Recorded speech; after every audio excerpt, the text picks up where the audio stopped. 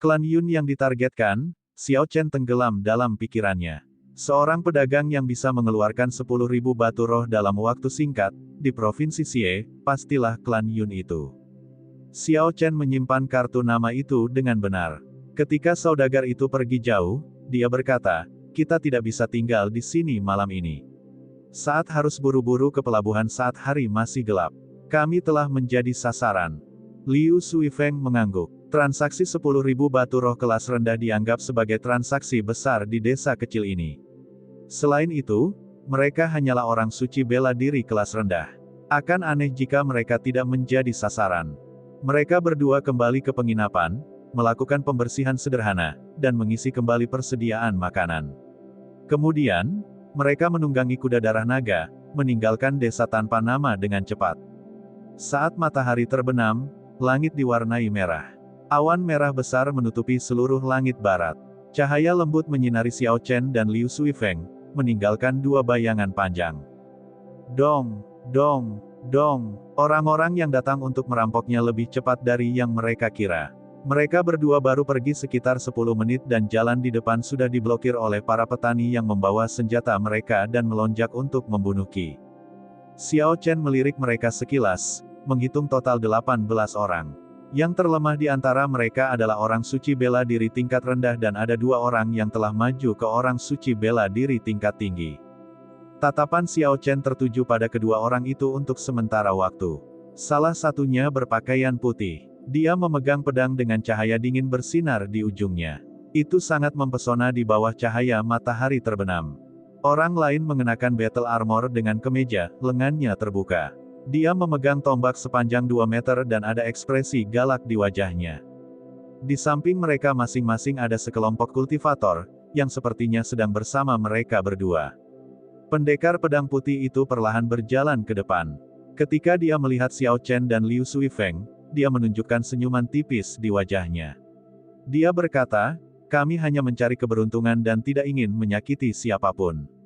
Tinggalkan batu rohmu dan kami akan menjamin keselamatanmu. Orang berpakaian biru yang memegang tombak melepaskan ki pembunuh tanpa syarat. Ada tatapan tajam di matanya saat dia berkata, saya bukan orang yang sabar. Segera ambil keputusan demi kebaikan semua orang. Kalau tidak, aku akan membuatmu berharap kamu bisa mati.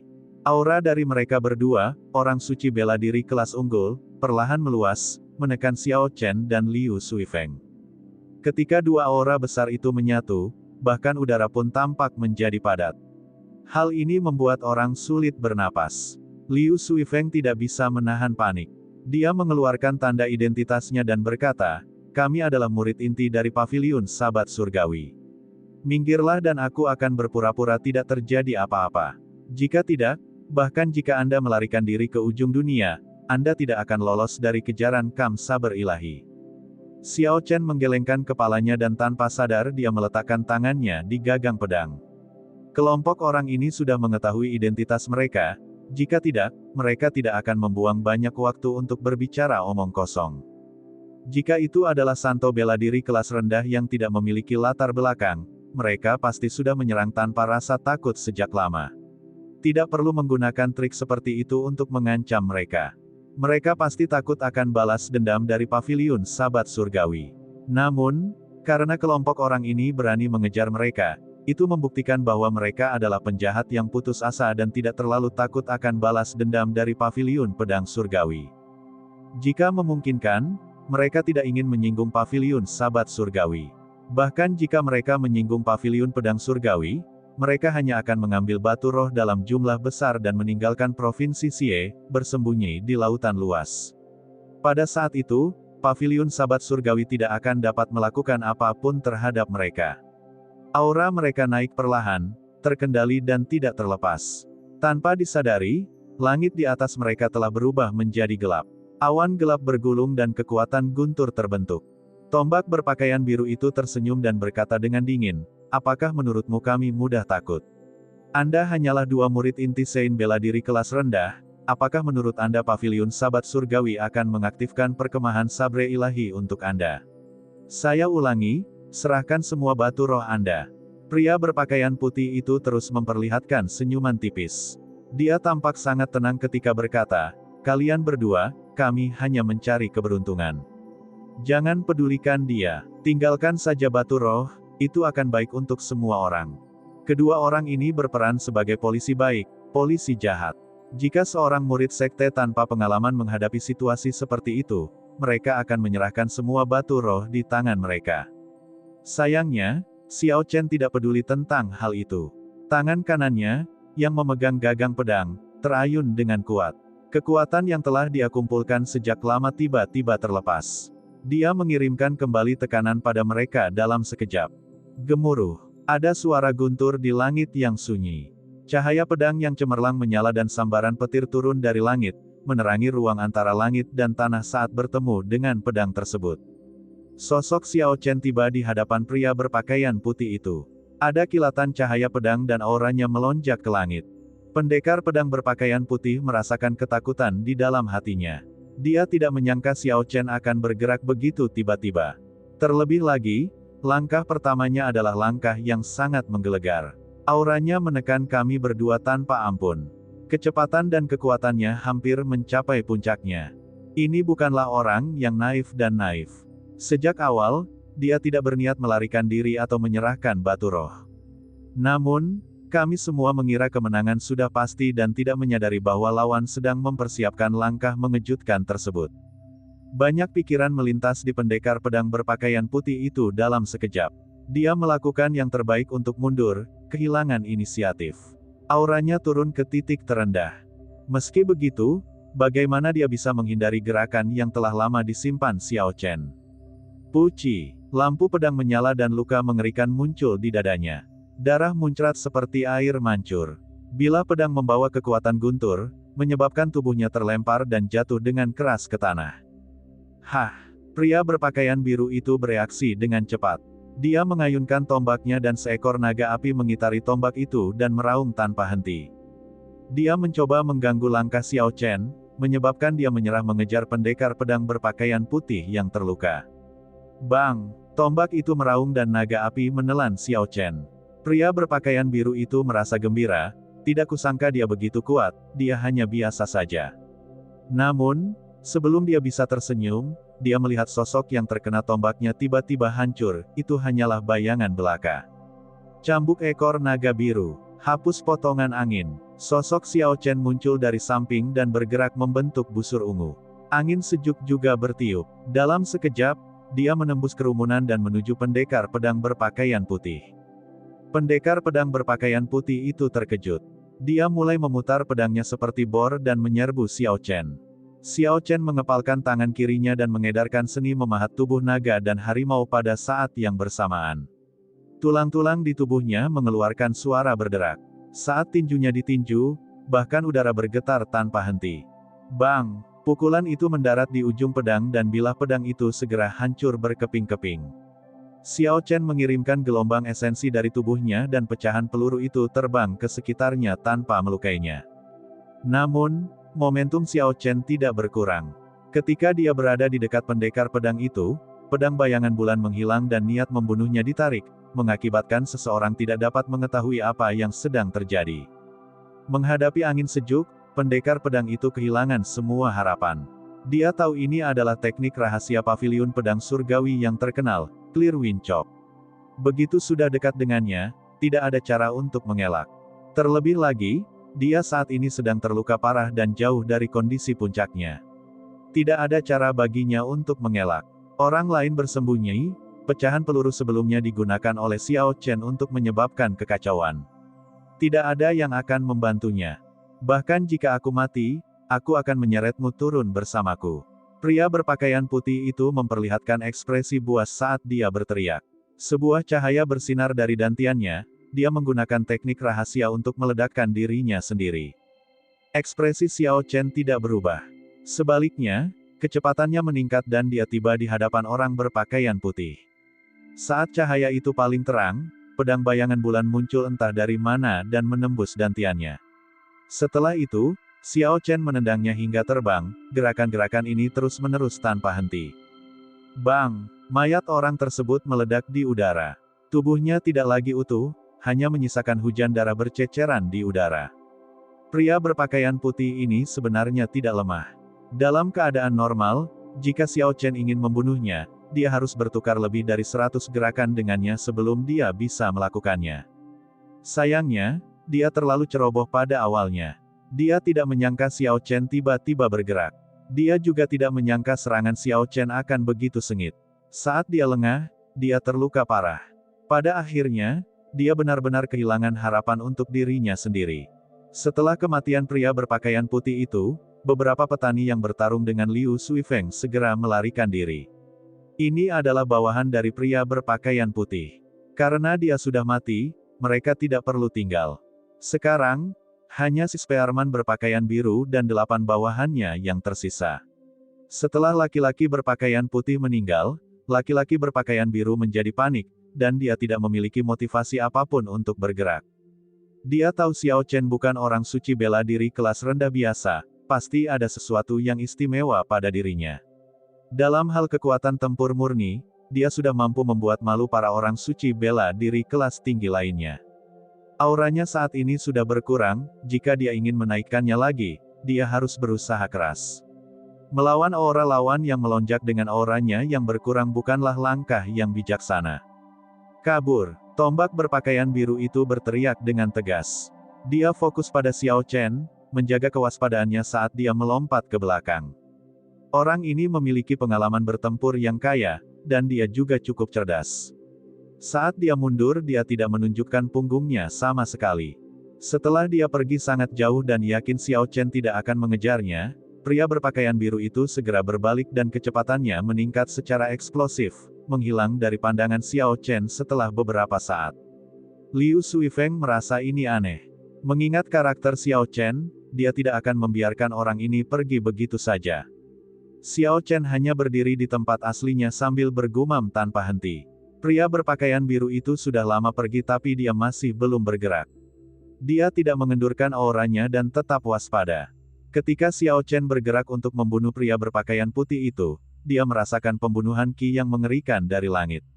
Saat itu juga, dia bahkan sudah merasakan ancaman kematian. Terlebih lagi, aura ini sangat sulit dipahami. Ketika dia menyadarinya, ia segera menghilang, menjadi tenang kembali. Xiao Chen mengeluarkan rasa spiritualnya hingga jangkauan maksimumnya tetapi tidak dapat menemukan apapun. Namun, hal ini membuat Xiao Chen tidak berani lengah lagi, dia juga tidak berani mengendurkan auranya. Liu Suifeng merasa ada yang tidak beres. Dia bertanya pelan, "Ye Chen, ada apa?" Xiao Chen memandangi awan tertentu di langit. Dia berkata, "Sepanjang jalan, saya terus merasakan ada sepasang mata yang memperhatikan kami.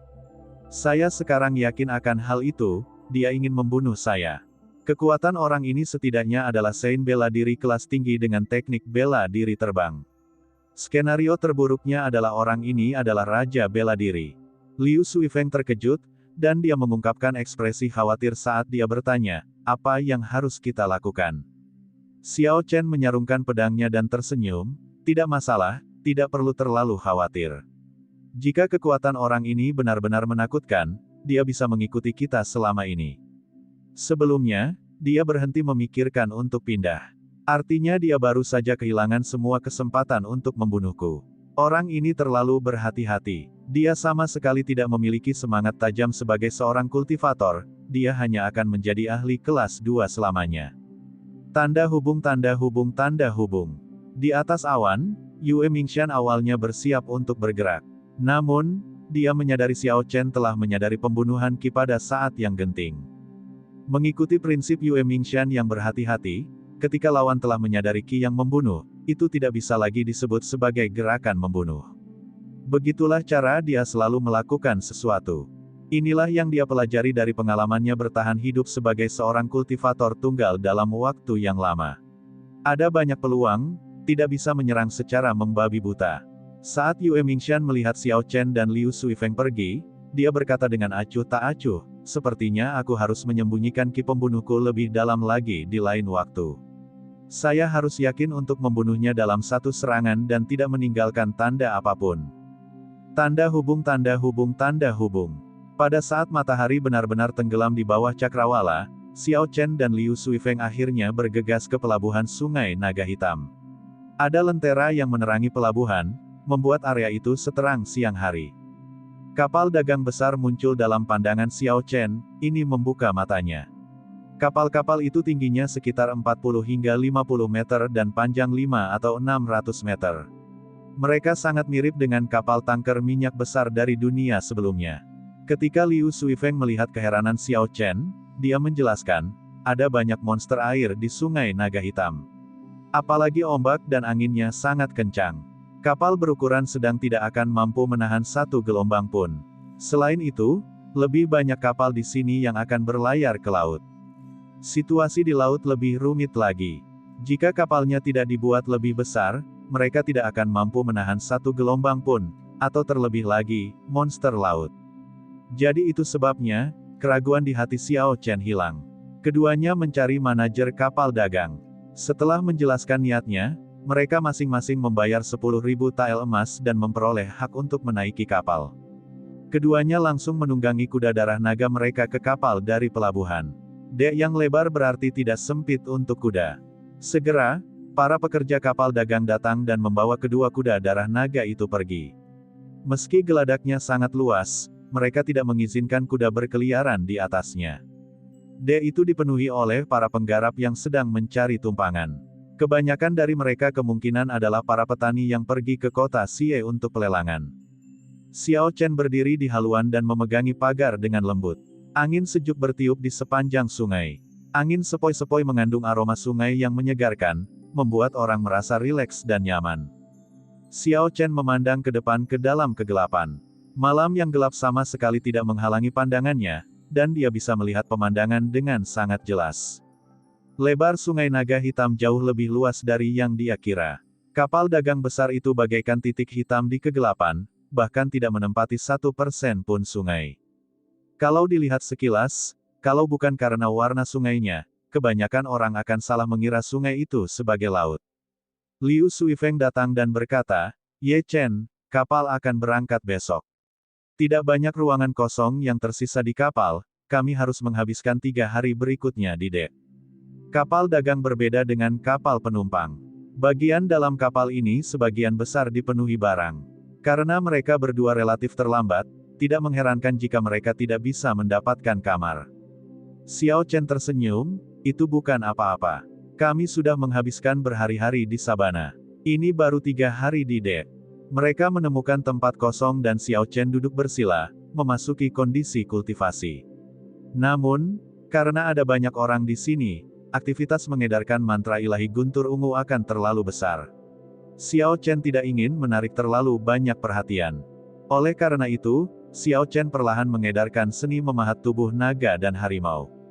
Dia siap untuk mengembangkan teknik budidaya yang berspesialisasi dalam melembutkan tubuh. Banyak pembudidaya di dek juga berkultivasi. Hanya ada sedikit orang yang berbicara, jadi dek sangat sunyi dan damai. Keesokan paginya, ketika sinar matahari menghilangkan bagian terakhir kegelapan dan menyinari geladak, para penggarap perlahan-lahan terbangun. Xiao Chen juga membuka matanya. Begitu dia bangun, terdengar suara retakan dari tulangnya. Seluruh tubuhnya terasa rileks dan semangatnya terasa baik. Seni memahat tubuh naga dan harimau memiliki total 5 lapisan. 2 lapisan pertama adalah fondasi dan 3 lapisan terakhir adalah bagian utama teknik budidaya. Sampai hari ini, Xiao Chen telah mencapai tahap tengah dari lapisan keempat, auman naga menutupi dunia, menembus langit, dan sedang menuju kesempurnaan luar biasa. Jika Xiao Chen bisa mengembangkan ini hingga mencapai kesempurnaan luar biasa, raungan biasa dari Xiao Chen akan seperti auman naga dan harimau. Energi yang terkuras bisa menembus 9 langit dan menyebarkan awan. Adapun lapisan kelima, tulang harimau tendon naga, gunung dan sungai yang menarik, itulah kelahiran kembali tubuh yang sebenarnya. Senjata biasa tidak lagi melukai Xiao Chen. Selanjutnya, ki dan darahnya akan meningkat secara eksplosif. Kekuatannya akan mampu mencapai kekuatan lebih dari 10.000 kg. Suara retakan tulang Xiao Chen menarik perhatian banyak pembudidaya. Dalam sekejap, banyak orang sepertinya memperhatikan harimau dan naga yang tidak jelas di tubuh Xiao Chen. Sangat jarang melihat para kultivator yang fokus pada temper tubuh saat ini. Kekuatan tubuh fisik lebih rendah. Setelah seseorang mencapai Martial King, kekuatan esens sangat mengerikan. Pukulan biasa saja bisa membelah gunung. Mengeringkan tubuh hanya membuang-buang waktu. Memang, di alam martial Saint atau sebelumnya, seseorang mungkin bisa mendapatkan keuntungan dengan tubuh fisik yang kuat. Namun, pada tahap terakhir, kualitas esens adalah metode yang lebih kuat. Jika dia murni fokus pada pengembangan tubuh fisik, dia akan menjadi bibit yang baik. Sayangnya, dia berkultivasi ganda. Cepat atau lambat, dia tidak akan mampu mempertahankan kedua metode tersebut, menyebabkan budidayanya terhenti. Ketika banyak kultivator melihat tubuh fisik Xiao Chen yang kuat, mereka semua menghela nafas dan menyatakan penyesalan dengan kata-kata mereka. Xiao Chen tersenyum dan mengabaikan mereka. Dia percaya bahwa jalannya adalah jalan yang benar. Hal ini terutama terjadi setelah dia melihat apa yang ditinggalkan oleh Master Pavilion sebelumnya di dunia bawah tanah. Ini membuat keyakinannya semakin kuat. Mengolah tubuh fisik bersama dengan esens memang akan membuatnya lebih lambat dibandingkan orang biasa. Mungkin Xiao Chen akan membutuhkan waktu lebih lama untuk menjadi seorang martial sage jika dibandingkan dengan orang-orang dari generasi yang sama. Namun, mustahil untuk maju ke kaisar perkawinan tanpa tubuh yang kuat. Meski bukan tidak mungkin, peluangnya sangat kecil. Pada saat itu, Xiao Chen akan melampaui semua orang lainnya. Ketika Xiao Chen pergi ke haluan, dia menyadari bahwa kapal dagang besar telah memulai perjalanan tanpa mereka sadari. Kapal itu melintasi gelombang permukaan sungai saat melaju. Xiao Chen sedikit heran. Dia tidak menyangka kapal sebesar itu bisa melaju begitu cepat di sungai. Dia juga tidak mengetahui apa yang mendorong kapal tersebut. Liu Suifeng menghampiri Xiao Chen dan bertanya, "Ye Chen, apakah menurutmu ahli itu masih mengawasi kita?" Xiao Chen menatap ke langit dan berkata, "Saya tidak yakin. Orang ini telah menyembunyikan dirinya dengan sangat baik. Saya tidak bisa merasakan auranya. Namun, naluriku memberitahuku bahwa dia seharusnya tetap berada di atas." Monster laut muncul di depan. Tiba-tiba, seseorang berseru ketika mereka berdua sedang berbicara. Xiao Chen dan Liu Suifeng dengan cepat menuju. Mereka hanya melihat pusaran air besar muncul sekitar 1000 meter di depannya. Setelah beberapa saat, puting beliung setinggi 200 meter terbentuk dan menuju ke kapal dagang dengan cepat. Huci, huci, permukaan air mulai menjadi kasar. Kapal sudah mulai sedikit bergoyang. Xiao Chen memperluas rasa spiritualnya. Pada akhirnya, dia melihat seekor ikan hitam besar yang aneh. Liu Suifeng bertanya dengan ragu, "Apa itu?" Seseorang menjawab, "Ini adalah paus tuna hitam, binatang roh peringkat 6 puncak. Mereka dianggap sebagai tiran di sungai naga hitam ini. Mereka muncul beberapa kali setiap tahun. Kapal dagang manapun yang menabraknya tidak akan memiliki akhir yang baik. Sangat disayangkan, kami benar-benar menabraknya." Setelah para pembudidaya di Geladak mengetahui identitas ikan aneh ini, mereka mulai panik. Ketika mereka melihat puting beliung mendekat, banyak petani mengambil keputusan cepat dan melompat dari kapal. Mereka mengeksekusi teknik gerakan mereka dan melompat melintasi permukaan air, bergegas kembali. Ketika Liu Suifeng melihat para penggarap lainnya melompat dari kapal, dia bertanya, "Ye Chen, haruskah kita melompat juga?" Xiao Chen mengamati sekelilingnya dan memperhatikan bahwa para kultivator yang melompat adalah para kultivator yang lebih muda. Meskipun para kultivator yang lebih tua terlihat panik, tidak ada satupun dari mereka yang mencoba untuk melompat. Bahkan sampai pada titik di mana beberapa dari mereka mengungkapkan ekspresi geli ketika melihat orang-orang melompat. Xiao Chen menggelengkan kepalanya dan berkata, "Mari kita tunggu dulu, tidak perlu terburu-buru." Jahe tua lebih pedas. Karena para pembudidaya yang lebih tua tidak memilih untuk turun dari kapal, pasti ada alasan yang tidak mereka sadari. Sebaiknya amati situasinya terlebih dahulu. Catatan TL, jahe tua lebih pedas. Ini berarti generasi tua lebih berpengalaman dan memiliki lebih banyak trik. Puci, puci. Tiba-tiba, tangisan menyedihkan terdengar dari permukaan sungai. Xiao Chen dan Liu Suifeng menoleh untuk melihatnya. Mereka melihat para pembudidaya yang melompat ke permukaan air diserang oleh ikan aneh sebelum jatuh ke dalam air. Saat mereka jatuh ke dalam air, ikan aneh yang tak terhitung jumlahnya bergegas mendekat. Terdengar suara, "Kakak-kakak," dari dalam air. Setelah beberapa saat, hanya tulang para pembudidaya yang tersisa. Permukaan air yang hitam diwarnai merah oleh darah, menarik lebih banyak ikan aneh ke sana. Ikan aneh itu memiliki gigi yang sangat tajam. Esensi para penggarap tidak mampu menghalangi mereka meskipun tubuh mereka sangat tangguh dan kuat untuk menahan serangan senjata biasa. Segera, sebagian besar pembudidaya yang melarikan diri dari kapal semuanya dibunuh oleh ikan aneh tersebut.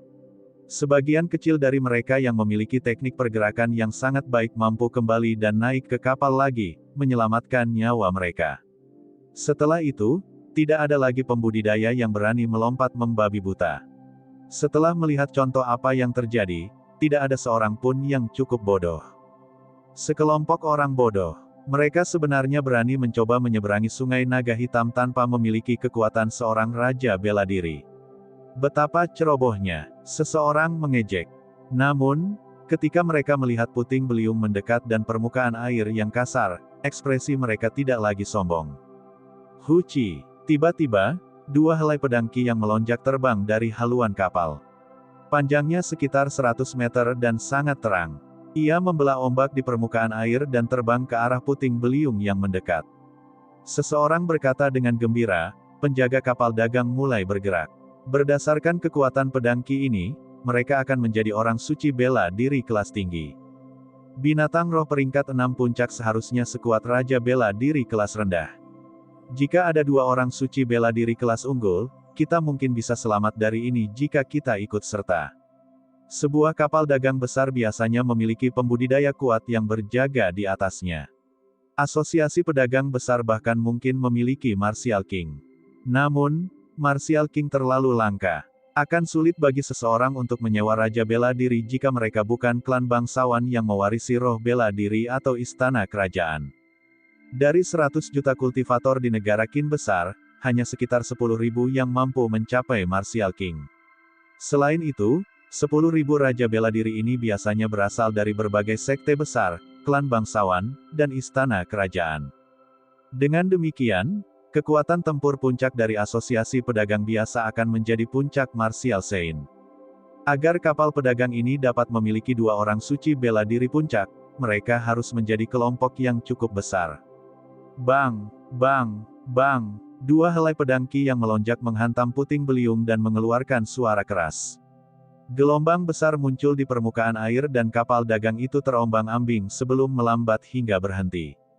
Setelah pedang Ki menghantam puting beliung setinggi 200 meter, kekuatan dan kecepatan puting beliung berkurang secara signifikan.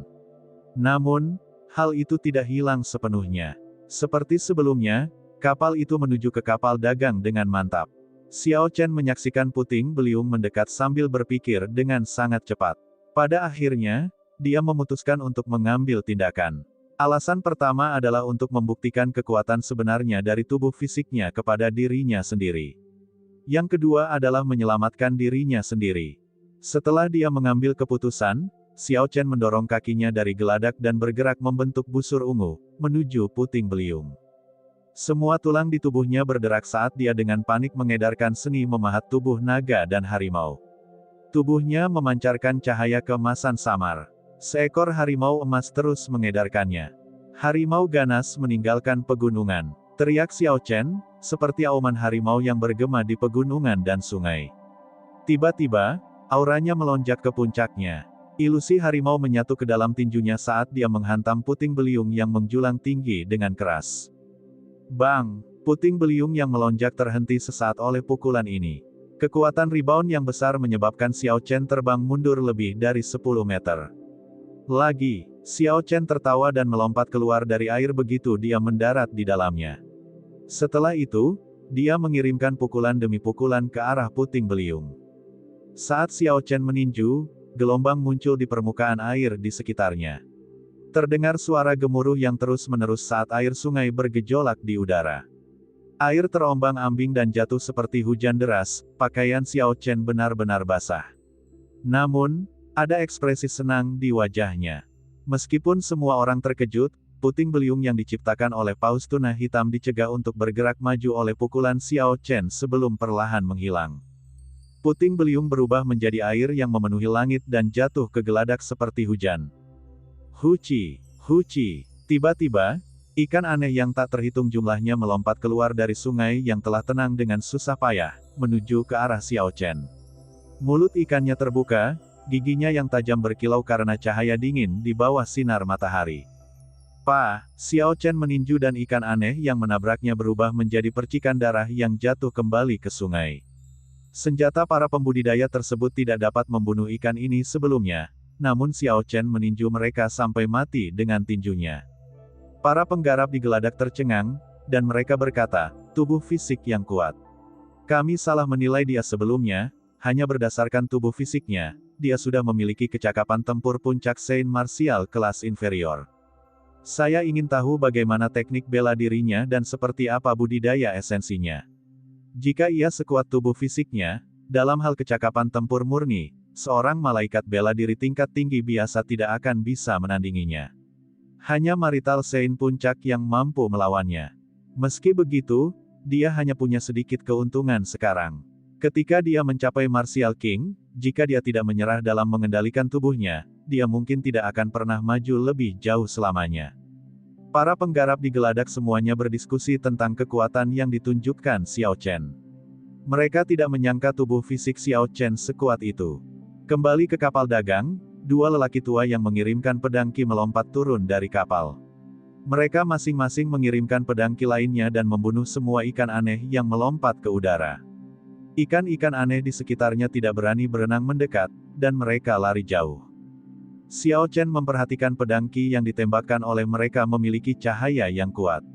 Mereka lebih solid daripada pedang Qi biasa. Jelas sekali mereka sangat beradab.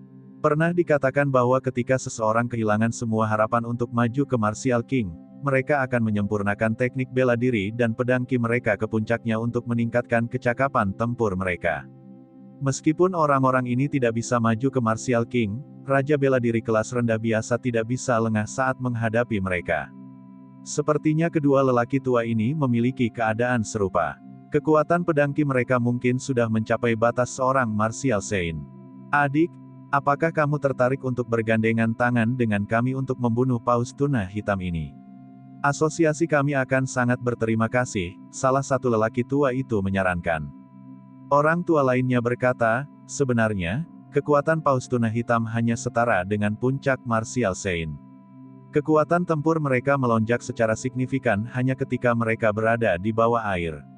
Itulah sebabnya mereka dikategorikan sebagai binatang roh peringkat 6 puncak.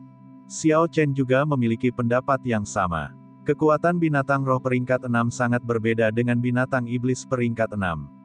Paus tuna hitam ini tampaknya tidak lebih kuat dari ular iblis Scarlet peringkat 6 awal. Saat itu, Yun Kexin dan yang lainnya mampu membunuh ular iblis merah.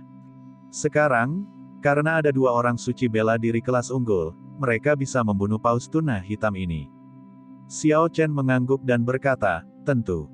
Ketika kedua lelaki tua itu melihat Xiao Chen mengangguk setuju, mereka segera mengungkapkan ekspresi puas. Mereka telah melihat sendiri kekuatan Xiao Chen sebelumnya. Dengan bantuannya, mereka memiliki peluang lebih besar untuk menghadapi paus tuna hitam. Mereka bertiga mengeksekusi teknik gerakannya dan bergerak cepat di atas air, menuju paus tuna hitam di depan. Ketika mereka sudah dekat, Xiao Chen akhirnya melihat penampakan paus tuna hitam dengan jelas. Bagian yang berada di atas air lebih dari 100 meter. Ada deretan paku hitam yang menonjol dari punggungnya. Sebelum mereka bertiga mendekat, pusaran air besar muncul di air di bawah mereka. Kekuatan besar itu segera menyedot mereka bertiga ke dasar sungai. Kekuatan dari pusaran air sangat kuat, dan mereka bertiga tidak mampu menahannya. Mereka terseret ke bagian terdalam dalam sekejap dan tubuh mereka diputar-putar. Ketika Xiao Chen tertangkap basah, dia menelan beberapa suap air. Dia memejamkan mata dan berusaha menjaga ketenangannya. Kemudian, dia perlahan mengedarkan esensinya, membiarkan tubuhnya terbiasa dengan putaran tersebut. Dua lelaki tua lainnya memiliki lebih banyak pengalaman daripada Xiao Chen. Saat hal ini terjadi, mereka tidak panik sama sekali. Mereka hanya mengedarkan esensi mereka dan mendaur ulang udara di dalam diri mereka saat mereka mencari cara untuk melarikan diri. Tiba-tiba, Xiao Chen merasakan aura berbahaya. Ketika dia membuka matanya, dia melihat mulut terbuka yang besar. Pusaran air membawa mereka bertiga ke dalam mulut besar itu dengan cepat. Begitu mulutnya tertutup, paus tuna hitam akan mampu menelan ketiganya. Pukulan fatal dari Lonely Peak. Xiao Chen berteriak dalam hatinya. Dia menghunus pedangnya dan ilusi gunung muncul secara tidak jelas di belakangnya. Detik berikutnya, itu menyatu ke dalam tubuhnya. Xiao Chen langsung menjadi seperti gunung, beratnya seberat 1. Dia mampu melepaskan diri dari tarikan pusaran air secara instan dan tenggelam ke dasar. Bang! Ketika kaki Xiao Chen menyentuh dasar sungai, energi yang kuat dilepaskan dan mendorong semua air. Lingkungannya untuk sementara menjadi kosong, semua air sungai terpaksa dibuang. Pusaran air paus tun hitam langsung dinetralkan. Kedua lelaki tua itu segera melarikan diri dan mengirimkan gelombang pedang ki masing-masing ke paus tuna hitam. Pedang tajam ki menembus hambatan air sungai seperti anak panah. Tak lama kemudian, ia sampai di belakang paus tuna hitam dan menimbulkan 2 luka. Pedang ki diluncurkan tanpa henti, memisahkan air sungai saat mereka terbang menuju permukaan air. Di mana-mana dalam jarak 1 meter dari Xiao Chen sudah kosong. Dia menarik napas dalam-dalam dan mendorong kakinya dari dasar, melompat kembali ke permukaan dan menuju paus tuna hitam. Jika Xiao Chen terus diam di tempatnya, ketika air kembali, kekuatan yang mendorong air menjauh akan memantul kembali dan memukulnya dengan kekuatan yang beberapa kali lebih kuat. Bahkan jika dia memiliki tubuh fisik yang kuat, dia tidak akan mampu menahannya. Kadang-kadang, tiang air yang mengalir deras ke langit muncul di sungai yang tenang. Kapal dagang besar itu bergoyang tanpa henti di permukaan air. Penonton tidak bisa melihat situasi di bawah air. Mereka hanya bisa merasa cemas atas pertempuran sengit yang terjadi. Mereka tidak tahu apa yang bisa mereka lakukan. Tiba-tiba muncul darah di air sungai yang bersih. Penonton berseru, darahnya banyak sekali. Aku ingin tahu milik siapa itu. Paus tuna hitam ini juga tidak bodoh. Ini menyeret mereka bertiga ke bawah sejak awal. Bertarung di bawah air begitu lama tidak menguntungkan mereka bertiga. Memang, dalam hal kekuatan, 3 Martial Saint puncak seharusnya memiliki peluang kemenangan 50% ketika melawan Spirit Beast peringkat 6 puncak. Namun, mereka kini berada di bawah air. Peluang kemenangan mereka sekarang hanya 40%. Bagaimana kalau kita turun dan membantu mereka? Jika mereka mati, paus tuna hitam pasti tidak akan melepaskan kita. Kita bisa melakukan itu. Kamu duluan, aku akan menyusulmu. Kenapa kamu tidak pergi dulu daripada mengajakku pergi? Ayo pergi bersama. Kerumunan berdebat apakah akan turun dan membantu.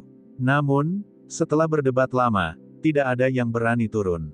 Orang-orang ini hanyalah orang suci bela diri kelas rendah biasa. Bahkan ada banyak yang merupakan master kelas bela diri puncak. Mereka tidak punya nyali untuk turun. Kebanyakan orang sebenarnya berharap kedua belah pihak akan disingkirkan pada saat yang bersamaan. Ini akan menjadi kesimpulan terbaik bagi mereka.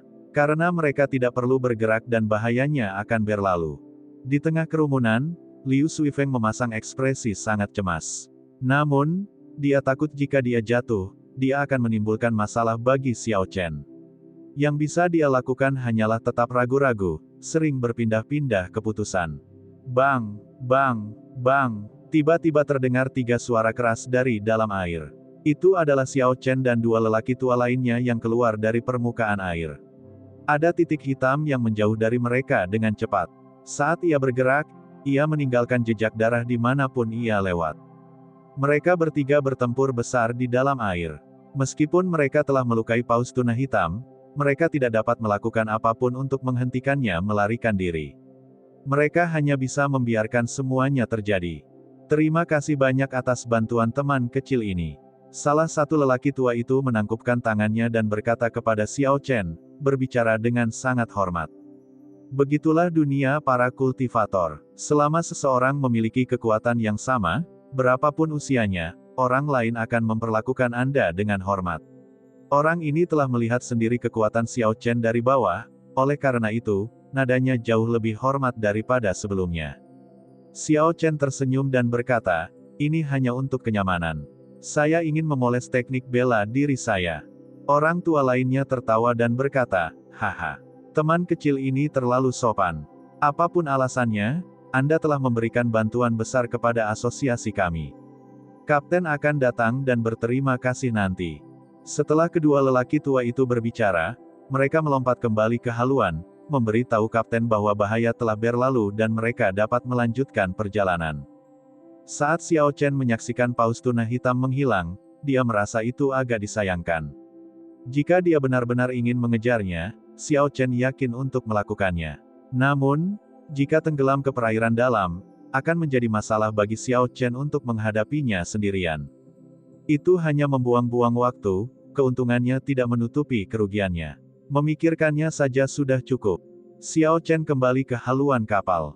Tidak lama kemudian, seseorang datang dan membawa Xiao Chen dan Liu Suifeng langsung ke ruang kapal. Setelah pemilik kapal berbasa-basi dengan mereka, dia mengeluarkan 1000 batu roh kelas rendah dan menyerahkannya kepada Xiao Chen. Kemudian, dia memanggil seseorang untuk mengatur kamar masing-masing untuk Xiao Chen dan Liu Suifeng. Xiao Chen tidak ragu menerima 1000 batu roh kelas rendah. Jumlah usaha yang dia lakukan pasti sepadan dengan harga ini. Setelah kapten pergi, Liu Suifeng menghela nafas. Mereka memberitahuku bahwa tidak ada kamar yang tersisa kemarin, namun mereka dapat segera menyiapkan 2 kamar untuk kami. Sepertinya kekuatan penting kemanapun Anda pergi. Xiao Chen tersenyum dan tidak berkata apa-apa. Untunglah Liu Suifeng dapat memahami prinsip ini. Setelah perjalanan ini, dia akan menghabiskan lebih banyak waktu untuk berkultivasi. Kamar-kamarnya seperti sebuah penginapan, tidak ada perbedaan sama sekali. Xiao Chen duduk di tempat tidur dan memasuki kondisi kultivasi. 10 hari telah berlalu sejak mereka meninggalkan pegunungan. Selama 10 hari ini, Xiao Chen mendapatkan sesuatu setelah pertarungan setiap hari. Pertempuran bawah air sebelumnya bahkan lebih bermanfaat. Xiao Chen memutuskan untuk memanfaatkan kesempatan ini untuk mendorong budidayanya ke puncak Saint Martial kelas rendah. Kemudian, dia akan mencoba untuk mendorong lapisan keempat seni memahat tubuh naga dan harimau ke kesempurnaan luar biasa. Selama 3 hari ini, Xiao Chen menghabiskan seluruh waktunya di kamar. Kadang-kadang, Liu Suifeng berusaha membujuknya untuk beristirahat, tetapi Xiao Chen selalu menolak. Ini adalah momen yang krusial, Xiao Chen tidak ingin membuang waktu. Dia harus menahan kesepian. Tong, tong, tong. Serangkaian ketukan datang dari pintu, Liu Suifeng berseru, "Ye Chen, kita akan segera tiba. Aku akan menunggumu di haluan." Xiao Chen membuka matanya, dan sebuah cahaya muncul di matanya. Listrik berwarna ungu tersebar di seluruh ruangan dengan kacau, mengeluarkan suara, "Sisi." Xiao Chen mengulurkan tangannya, dan semua listrik berkumpul di tangan kanannya, itu berubah menjadi nyala listrik. Kemudian, Xiao Chen menjentikkannya ke vas di atas meja. Terjadi ledakan yang tertekan, dan nyala listrik mengubahnya menjadi bubuk. Xiao Chen berdiri dan dengan santai mengirimkan angin palem, meniup bubuk itu. Dia berkata dengan acuh tak acuh, "Kultivasi saya akhirnya mencapai puncak Saint Martial kelas rendah. Kontrol saya terhadap api sejati guntur ungu menjadi semakin mahir. Apapun, masih memerlukan waktu untuk mencapai kesempurnaan luar biasa di lapisan keempat seni memahat tubuh naga dan harimau. Saya tidak bisa melakukannya sekaligus. Saya mungkin akan bisa melakukannya setelah lelang berakhir." Xiao Chen mendorong pintu hingga terbuka dan perlahan berjalan ke haluan. Segera, dia melihat Liu Suifeng. Ketika Liu Suifeng mendengar langkah kaki, dia menoleh untuk melihatnya. Dia menemukan bahwa Xiao Chen merasa lebih kuat lagi. Dia berkata dengan heran, "Ye Chen, kultivasimu meningkat lagi." Xiao Chen mengangguk. Dia berkata, "Saya sekarang berada di puncak Saint Bela Diri kelas rendah. Akan sulit bagi saya untuk maju lagi dalam waktu singkat. Setelah maju ke Martial Saint, setiap kenaikan kelas akan menjadi sangat sulit. Kesulitan untuk maju dari Saint Martial kelas inferior ke Saint Martial kelas medial serupa dengan peningkatan ranah untuk budidaya yang lebih rendah." Liu Suifeng harus menahan diri ketika berkata, "Saya benar-benar tidak tahu bagaimana Anda berkultivasi. Kecepatanmu terlalu mengerikan." Xiao Chen menjawab, "Selain memiliki bakat dan teknik budidaya yang baik, sesi budidaya dan pelatihan pengalaman juga diperlukan. Tidakkah Anda menyadari, sejak Anda keluar, ada beberapa peningkatan dalam kultivasi Anda juga. Setelah semua ini, kamu harus menanggung kesepian. Ketika orang lain menyia-nyiakan diri mereka untuk anggur dan keinginan lainnya, Anda dapat memanfaatkan waktu sepenuhnya untuk berkultivasi. Secara alami, kecepatan Anda akan meningkat." Kata-kata ini membuat Liu Suifeng agak malu. Dia tahu bahwa Xiao Chen sedang membicarakannya. Dia segera mengubah topik pembicaraan dan berkata, pelabuhan ada tepat di depan kita. Kita seharusnya bisa mencapai kota Xie setelah berjalan setengah hari lagi. Xiao Chen melihat ke arah yang dia tunjuk dan melihat pelabuhan yang ramai. Kadang-kadang, ada kapal yang masuk atau keluar. Tepi sungai bahkan lebih ramai daripada pelabuhan. Ada kerumunan orang yang tak ada habisnya berjalan-jalan.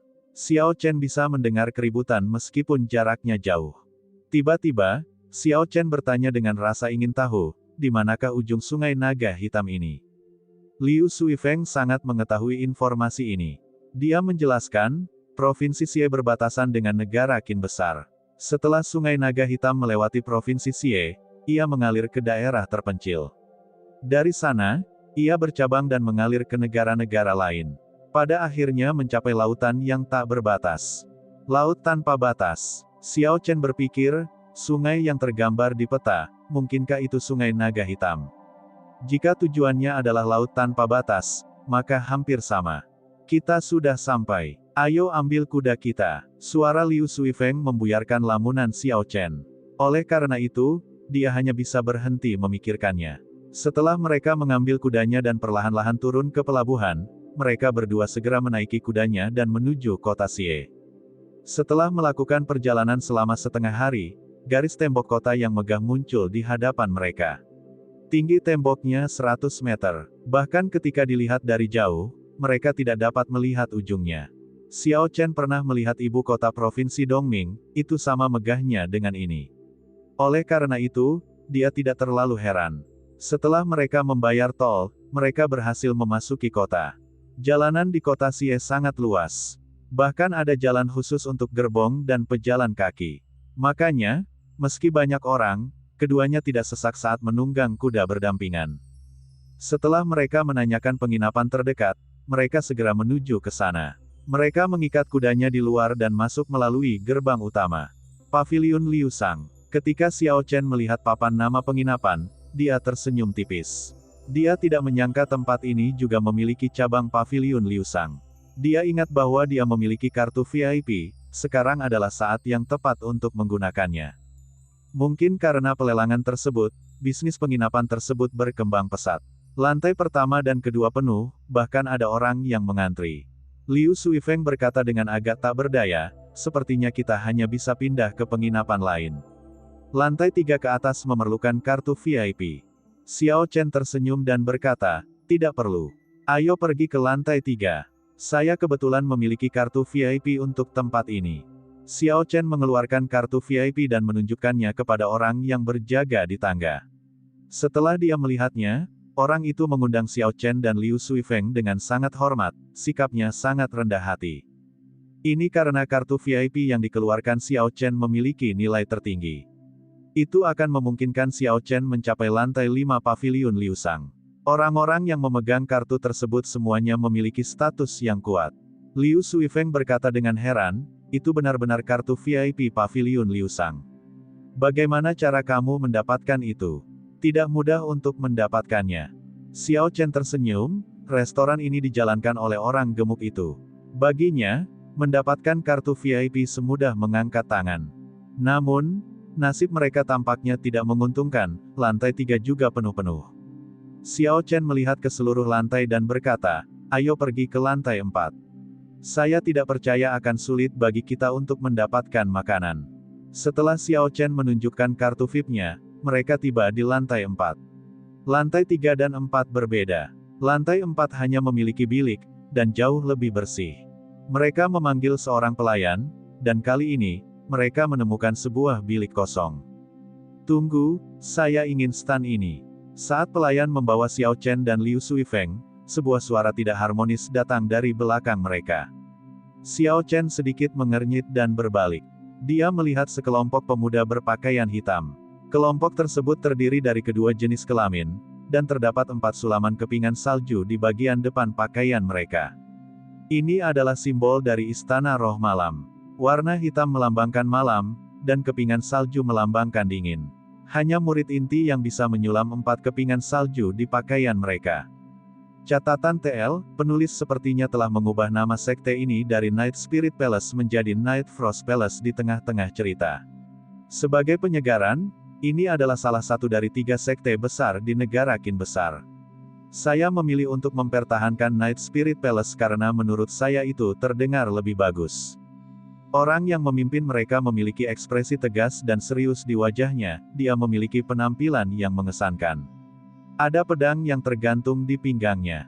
Ketika dia melihat tanda identitas di pinggang Xiao Chen dan Liu Suifeng, ekspresi jijik muncul di matanya. Saat pelayan melihat orang ini, ekspresinya sedikit berubah. Dia berkata, "Tuan Muda Si, ini sangat tidak tepat. Stan ini telah dijanjikan kepada mereka." Orang ini tertawa dan terus berjalan ke depan. Dia berbicara tanpa menoleh, "Mereka belum memasukinya, kan? Makanan mereka akan menjadi milikku. Mereka bisa menunggu sampai kita selesai. Pergilah, buatlah persiapan." Dia memiliki nada acuh tak acuh saat berbicara, memperlakukan Xiao Chen dan Liu Suifeng sebagai udara, sama sekali mengabaikan mereka. Namun, pelayan itu menghalangi jalan pria bermargasi itu. Dia berkata dengan malu, "Saya minta maaf, di Paviliun Liu Sang, kami memiliki peraturan sendiri. Kami mengikuti prinsip urutan kedatangan. Bisakah Tuan Muda Si tidak mempersulit kita?" Ekspresi gelap muncul di wajah pria itu, dia tidak menyangka pelayan ini, yang biasanya menunjukkan rasa hormat padanya, akan mengatakan hal seperti itu. "Katakan itu sekali lagi. Tahukah Anda bahwa saya dapat menyebabkan Paviliun Liu Sang menutup pintunya untuk selamanya di kota Xie hanya dengan satu kata?" Pelayan itu mempunyai 2 pikiran, dia tidak tahu harus berbuat apa. Orang di depannya adalah Si Feng, putra kedua kepala klan Si. Klan Si adalah salah satu dari 3 klan bangsawan di Provinsi Xie. Masing-masing dari 3 klan bangsawan itu besar dan kuat. Hal ini khususnya terjadi pada klan Si, markas mereka kebetulan berada di kota Xie. Mereka mempunyai kekuatan besar di tempat ini.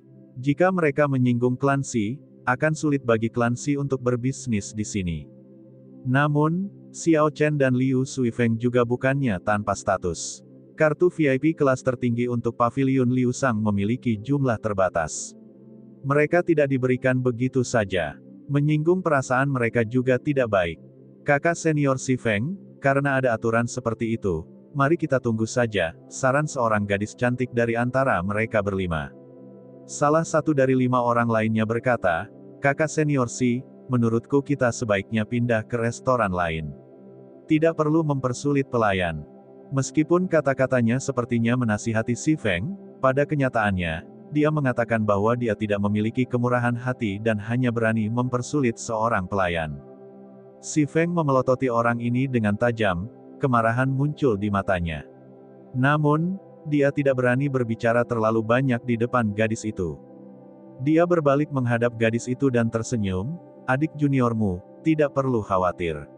Itu adalah sesuatu yang masih bisa dikelola oleh klan Siku di kota Xie." "Benar kan, pelayan?" Tujuannya meninggalkan sekte kali ini, selain mengambil bagian dalam pelelangan, adalah gadis sebelum dia, Mu Yansui. Mu Yansui adalah putri kedua tercinta dari ketua istana kedua Istana Roh Malam. Si Feng sudah mengejarnya di Istana Roh Malam. Dalam hal kecantikan, watak, status, dia adalah cita-citanya.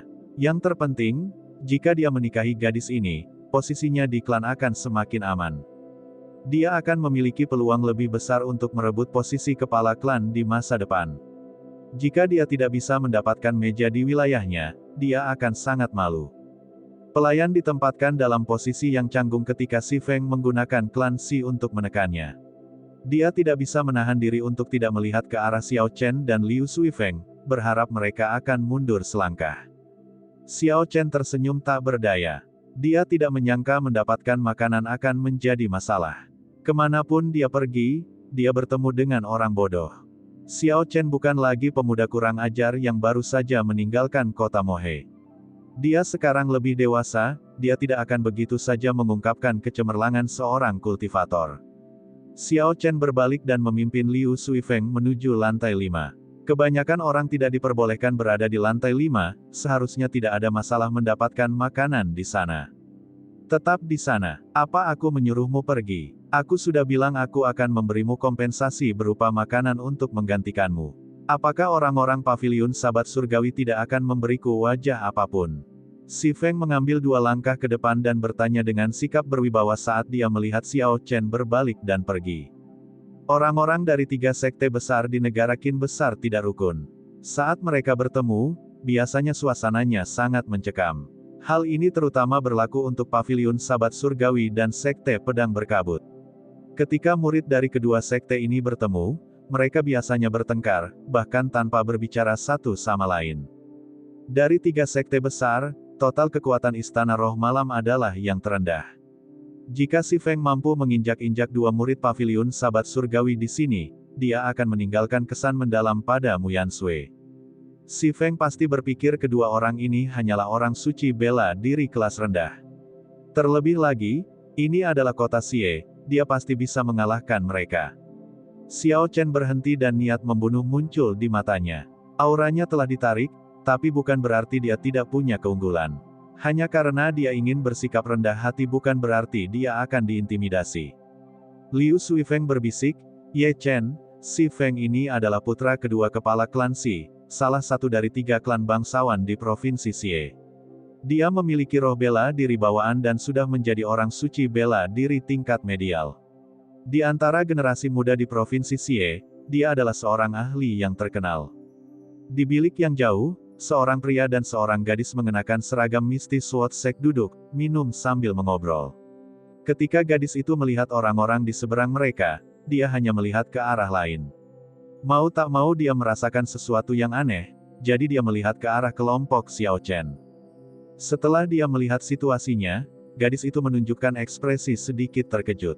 Dia berbisik, "Itu adalah orang-orang dari paviliun pedang surgawi dan istana roh malam. Orang-orang di paviliun sahabat surgawi akan kalah.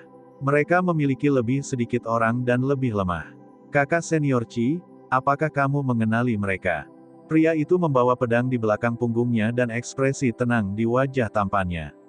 Ini adalah Chu Chaoyun yang sangat ditakuti oleh Xiao Chen. Chu Chaoyun menggelengkan kepalanya sedikit. Setelah dia menyesap anggur, dia berkata, "Dia sepertinya familiar, tapi saya tidak bisa memikirkan di mana saya pernah melihatnya. Ayo terus menonton." Temperamen Xiao Chen sepertinya cukup familiar bagi Chu Chaoyun. Namun, dia tidak dapat mengingat di mana dia pernah melihat wajah biasa itu sebelumnya. Selanjutnya, roh bela diri Xiao Chen kini telah bergabung ke dalam tubuhnya. Jadi Chu Chaoyun tidak bisa merasakan aura Azure Dragon. Oleh karena itu, naluri Chu Chaoyun mengatakan kepadanya bahwa dia seharusnya bertemu dengannya sebelumnya, tetapi dia tidak tahu siapa orang itu. Ketika si Feng melihat Xiao Chen berhenti, ekspresi bangga muncul di wajahnya. Dia berkata, "Berdiri di sana juga tidak masalah. Jangan bergerak sebelum kita selesai makan. Tidak peduli seberapa banyak kamu ingin makan, itu akan menjadi tanggunganku. Adik junior, ayo pergi." Setelah si Feng berbicara, dia memimpin 4 orang lainnya ke dalam bilik. Orang-orang yang memiliki hubungan baik dengannya tersenyum dan berkata, "Saudara senior Xi, saya tidak berharap Anda menakut-nakuti 2 orang paviliun sahabat surgawi agar tidak berani bergerak hanya dengan beberapa kata. Kamu menakjubkan." Ekspresi bangga si Feng menjadi lebih jelas. Dia dengan santai melirik Mu Yansui dan tersenyum tipis, mereka hanyalah 2 orang suci bela diri kelas rendah. Bahkan tanpa ketenaran si klanku, aku bisa mengalahkan mereka dengan mudah. Tidak ada yang patut dihormati. Namun, ekspresi Mu Yansui tidak banyak berubah, dia tertawa paksa. Dia merasa ada yang tidak beres, tapi dia tidak bisa menjelaskannya. Aku tidak benar-benar ingin menyombongkan diri, tapi tidak ada orang yang berani tidak memberikan wajah apapun kepada klan Xi. Katakan saja padaku jika ada sesuatu yang menarik minatmu dalam pelelangan. Klan Xi-ku akan menawar atas namamu. Bahkan Raja Bela Diri tidak akan berani macam-macam dengan kita, si Feng berbicara sambil tersenyum sambil berjalan. Hu Qi. Tepat pada saat itu, angin kencang bertiup dari belakang si Feng. Ada niat membunuh yang datang dari belakang, itu cukup kuat. Hal ini membuat takut kelima orang tersebut. Reaksi si Feng adalah yang tercepat. Saat mendengar suara angin, dia langsung berbalik. Ketika dia melihat Xiao Chen, dia tidak mengungkapkan sedikit pun kepanikan. Sebaliknya, Dia bersemangat. Dia berkata sambil tersenyum tipis, jika kamu tidak bergerak, aku benar-benar tidak akan bisa melakukan apapun padamu. Sekarang kamu berani menyerangku, kamu bisa melupakan berjalan keluar dari paviliun Liusang ini. Xiao Chen tidak bisa mempedulikannya. Dia meningkatkan kecepatannya lagi dan mengedarkan seni memahat tubuh naga dan harimau. Kemudian, dia mengirimkan pukulan ke wajah Si Feng. Si Feng mengejek, kamu benar-benar berani memamerkan tubuh fisikmu di hadapanku. Kamu mencari kematian. Setelah Si Feng berbicara, sebuah batu hijau muncul di bawah kakinya. Ini adalah roh bela diri yang diwarisi dari klan Si, batu lapangan Qian. Batu itu berubah menjadi guratan-guratan dan dengan cepat meluas ke tangan kanannya. Segera, itu berubah menjadi pusaran air aneh di telapak tangannya. Si Feng mengepalkan telapak tangannya dan pusaran air segera menghilang. Itu telah menyatu dengan kulit tangan kanannya, memberinya kekuatan yang mengerikan saat dia meninju tangan Xiao Chen dengan keras. Bang! Saat kedua tinju bertemu, terdengar suara ledakan yang keras di lantai 4 yang sunyi. Gelombang kejut yang mengerikan meluas, menghancurkan beberapa meja di sekitarnya. Si Feng dikirim terbang mundur. Batu di lengannya berpindah dari tinjunya ke bahunya. Kemudian dengan cepat meledak dan berubah menjadi tumpukan batu, jatuh ke tanah. Xiao Chen tidak bergerak sama sekali, auranya melonjak. Tulang-tulang di tubuhnya retak. Ilusi naga dan harimau saling terkait satu sama lain. Xiao Chen berteriak dan mendorong kakinya dari tanah, mengejar Si Feng tanpa ragu-ragu. Bagaimana ini bisa terjadi? Bagaimana Si Feng bisa kalah dari orang ini dalam hal tubuh fisik? Seorang murid Istana Roh Malam bertanya dengan tidak percaya. Semangat bela diri yang diwarisi dari klan Si meningkatkan kekuatan fisik seorang kultivator paling banyak 50%.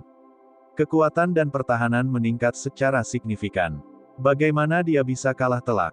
Mu Yansui tidak berkata apa-apa. Dia tahu bahwa Si Feng telah menendang papan besi kali ini. Ini bagus juga, ini akan menghentikannya melakukan hal-hal bodoh di masa depan, Mu Yansui menegaskan pada dirinya sendiri. Si Feng sangat terkejut. Sejak dia meninggalkan sekte tersebut, ini adalah pertama kalinya dia menderita kerugian dalam hal tubuh fisik. Saat Si Feng jatuh ke tanah, dan kakinya menyentuh lantai, Qian Field Rock menambatkannya, menangkapnya dengan kuat dan menghentikannya untuk bergerak mundur. Si Feng menyaksikan Xiao Chen terbang ke arahnya dengan aura yang melonjak. Jejak niat membunuh melintas di wajah Si Feng. Si Feng berteriak dan batu Qian menutupi seluruh tubuhnya. Aura roh bela diri bawaan dilepaskan. Semua penggarap di lantai 4 merasakan tekanan. Si Feng mengepalkan tangannya dengan erat dan meninju. Angin dari pukulannya menerobos udara dan menyebabkan suara gemuruh yang tajam, membentuk pusaran air Qian besar di udara.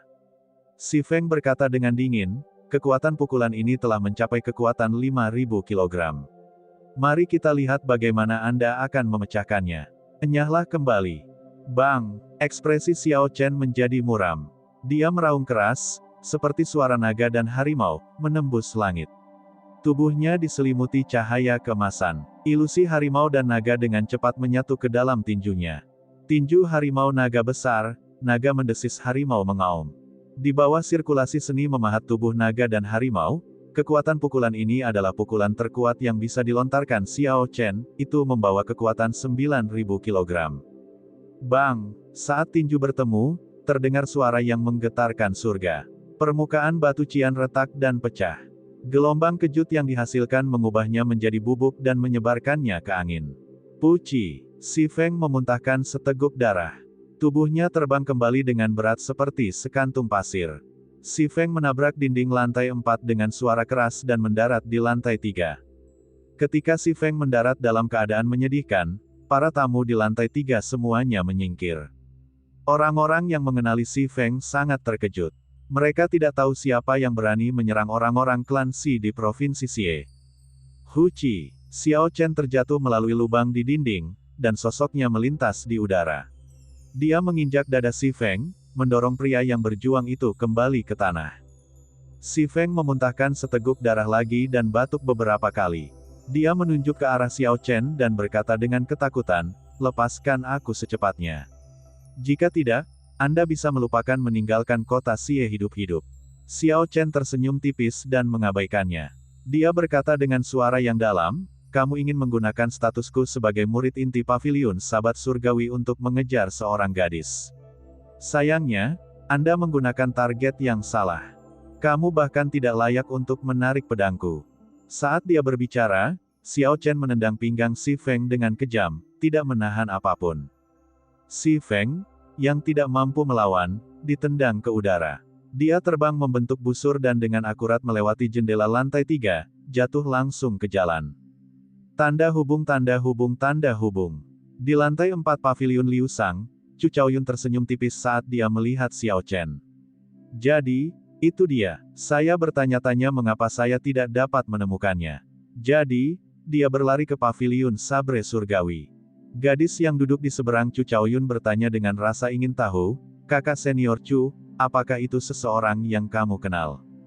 Chu Chaoyun bangkit dan tersenyum lembut, itu adalah teman lama. Kemanapun dia pergi tidak akan damai. Dia seperti pedang yang tajam. Bahkan jika kamu menempatkannya di dalam sarungnya, pancaran cahaya yang dia tunjukkan saat dia ditarik sungguh mengejutkan. Ketika Mu Yansui melihat Si Feng terbang keluar jendela dari lubang di dinding, ekspresinya berubah. Dia dengan cepat berkata, turun dan hentikan dia. Jika dia melarikan diri, tidak akan mudah untuk menjawab klan Si. Klan bangsawan memiliki hubungan dekat dengan berbagai sekte besar. Mereka memiliki hubungan yang mirip dengan aliansi, seperti klan Yun dengan Paviliun Pedang Surgawi, klan Yan dengan Sekte Pedang Berkabut, dan klan Si dengan Istana Roh Malam. Oleh karena itu, Mu Yansui tidak bisa hanya duduk dan menonton. Jika Xiao Chen menyombongkan diri setelah dia mempermalukan Si Feng seperti itu, Istana Roh Malam dapat memberikan pertanggungjawaban kepada klan Si jika mereka memutuskan untuk melanjutkan masalah ini.